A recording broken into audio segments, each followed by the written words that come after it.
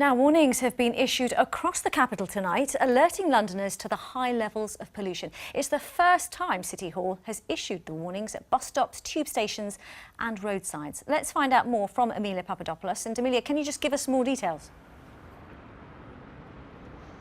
Yes, Rose. Well, it's no secret that air pollution is a huge problem here in London. Almost 10,000 people a year die early because of it. Now, Sadiq Khan did say that he would introduce these alerts back in August. This is actually the first time we're seeing them, and that's because there's an unusually high level of pollution tonight. And he said it was important for people that were at risk to know, those, for example, with lung problems, and that they should reduce their physical exertion. Also, asthma sufferers should be using their inhaler more. And the advice for the general population is just to reduce their activity so they don't feel affected by the high levels of pollution this evening. Another purpose they serve, of course, is for motorists, drivers in traffic. It lets them know that they should really switch off their engines when they're stationary to help reduce emissions. Now, these alerts are all over the capital tonight at 2,500 bus stops and piers in London, also outside all the tube stations and the busy roads like Euston Road, where we are this evening.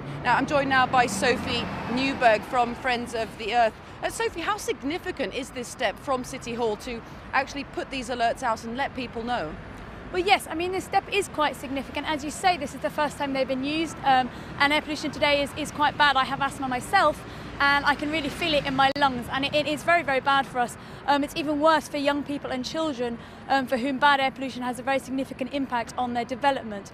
Now, these alerts are important because they tell people when air pollution is bad, but really it shouldn't be people with lung problems and young children who need to change their behaviour when the air pollution is bad. What needs to happen is we need less vehicle movement in London on days when air pollution is particularly bad. And we saw back in April the Supreme Court ruling that London's air quality breached European rules. I mean, what can we do about this? Yes, I mean, you know, the Supreme Court ruling was very important, and there's been a more recent ruling as well which has said that the government still isn't doing enough and it absolutely needs to clean up its act on air pollution.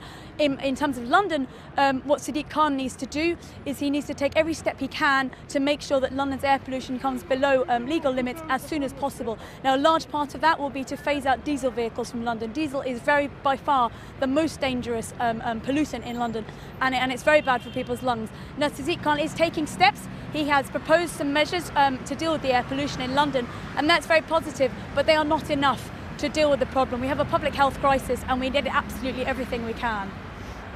Thank you very much, Sophie Newberg from Friends of the Earth. Well, City Hall says those high pollution alerts will continue through tonight. Tomorrow they should come to an end, but that will be under review, and the pollution levels for tomorrow are expected to be moderate.